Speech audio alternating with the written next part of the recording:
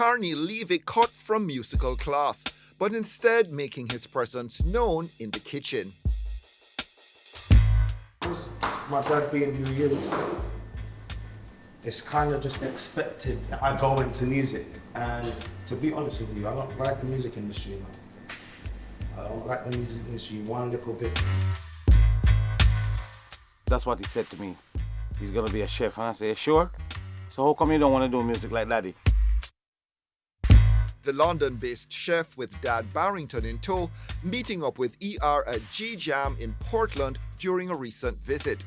The lush location, a burst of tropical warmth and colour after the freezing gloom of London. Levy meticulous with the dishes he prepared. Catering school, time well spent in a city that's a cultural and cooking melting pot. I think that's one of the most intriguing thing about somewhere like London, because you have so many different people that all were taught their traditional way of cooking, but their friend might be from India, and their other friend might be from Pakistan, and their other friend might be from Russia. And if you're all about the food, there's a lot that you can get out of it. And now I've worked for Michelin star chefs. I want to now critique it more into my style of cooking, which is Caribbean foods.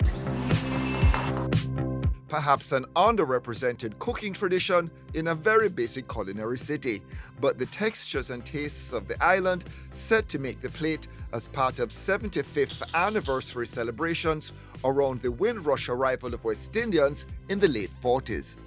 I think 2023, Caribbean and African food is finally getting its face shown properly for what is out here.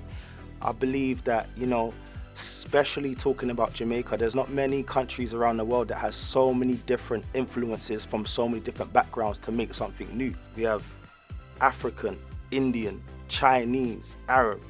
There's so many different little parts that adds to the food that we eat here, but not many people know about it. Levy's big mission: to present Caribbean food in a way that is more acceptable to people that don't understand it, and then they can travel into eating the traditional dishes because they feel more accepting to do it, rather than looking at it and be like, oh, I don't know what that is, so I'm gonna leave it. I wanna see home delivery boxes now, where instead of you order your takeaway, you order your box and it's got the perfect amount of ingredients, and you go home, you got your little cooking card and you cook up.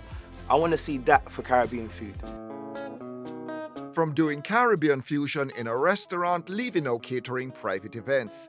He's also developing a food show for television. Island Flavors, a father-son exploration of the islands and their very different cooking styles, set to a soundtrack, and part of the bigger picture of bringing Caribbean cooking into UK households. Give it a little time. If I was to ask a Caribbean in London, I say, yo, you like ackee? Yeah, I love it. I say, where's it come from? And they give you a dead look.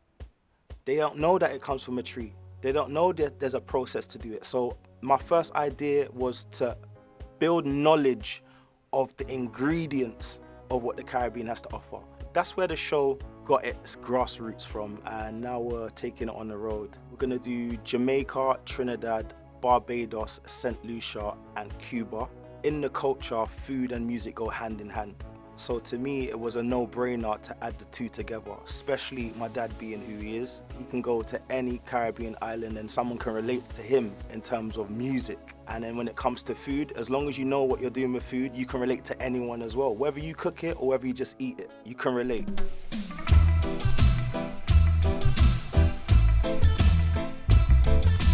Me and my son, we're gonna have some fun. I do the music and him do the food. Don't be rude, don't be rude. Dad seems to like the idea. I'm loving it, so looking forward to it. When I first was telling him that I was a chef and I'm pretty good, he didn't believe me. So has he cooked for you? Yes, many times. Like if I go to England, usually I would stay in a hotel. The last time I went to England, I stayed at his house, and trust me, he went in.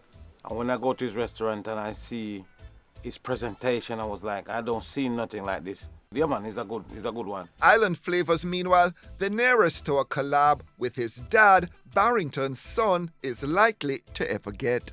The beautiful thing about the show is there's so many different things to take out of it. You don't just have to be a foodie to watch it. You don't just have to be into music to watch it. You can be about travel. You can be about food. You can be about music. You can be about the laughter of the interaction between me and my dad and the places that we go.